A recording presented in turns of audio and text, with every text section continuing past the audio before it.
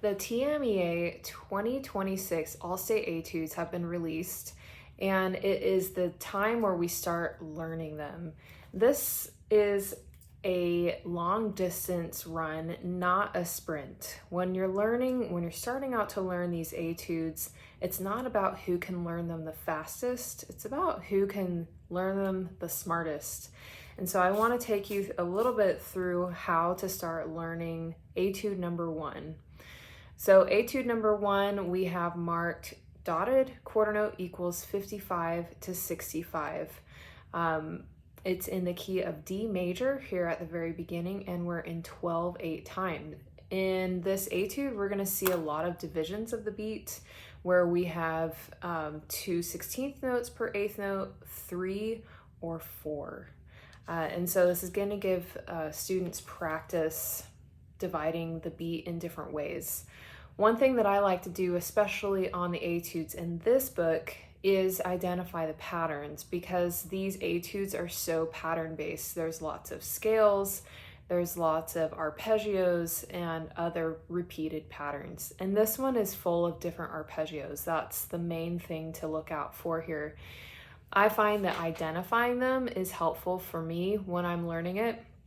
And if you're watching this and you don't really know your arpeggios very well, that's okay. Now is the time to get started.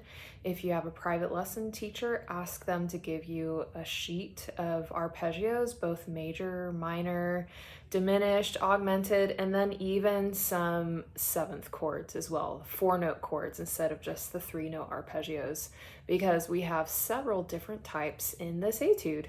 So what I like to do is just go through and identify all of them. We see a whole lot of D major arpeggios that fits right in with our key signature. We also see several A major arpeggios, both 7th chords and arpeggios, which makes sense. It's the 5 chord in D major. But then we modulate a bit around here. There's a really fun progression right around measure 15 where we're moving in the order of the circle of fifths. So that's kind of a fun thing to watch out for. And then kind of the fun thing about a lot of these arpeggios is that you'll see them have similar notes as you go through here. You're gonna notice that the notes don't change a whole lot all the time.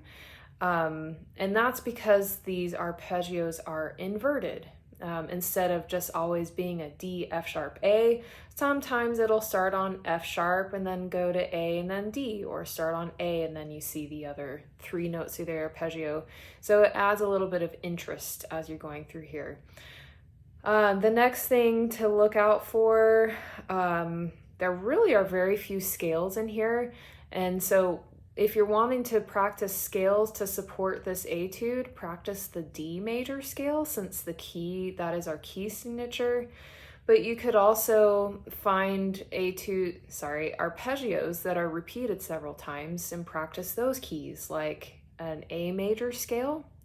You could also practice a G major scale, since those 2 key signatures are the neighbor keys to D major.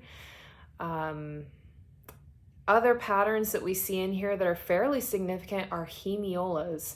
And a hemiola is a rhythmic pattern that we see in music where the composer will change the emphasis of the beat. And so we see this in the first measure, the second half of the first measure, the 1 and a bum, ba-da-dum, ba-dum. There we have 2 big beats, but they've written it so it's 3 smaller groups over 2 big beats. So that's what a hemiola is. It kind of changes the feel of it.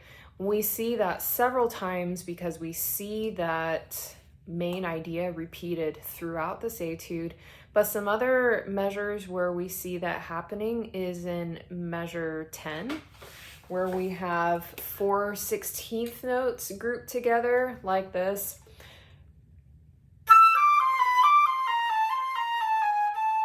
So that 1, 2, 3, 4, 1, 2, 3, 4, 1, 2, 3, 4. That feel across 2 big beats of 6 16th notes, that's a hemiola. And you see that again in measure 17 as well.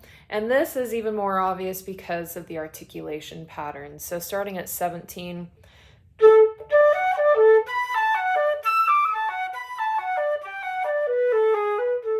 so that's examples of the hemiolas in there. Biggest thing on this is practice slowly, practice with the 8th note going, and that's going to help you as you're practicing subdividing the beat in the 2s, 3s, or 4s that we see in here. And just remember, it is not a race. It is a long distance run where you don't have to learn it all super fast. Be very smart about it also so that you don't get too bored. So this is a little bit of the start of etude number 1.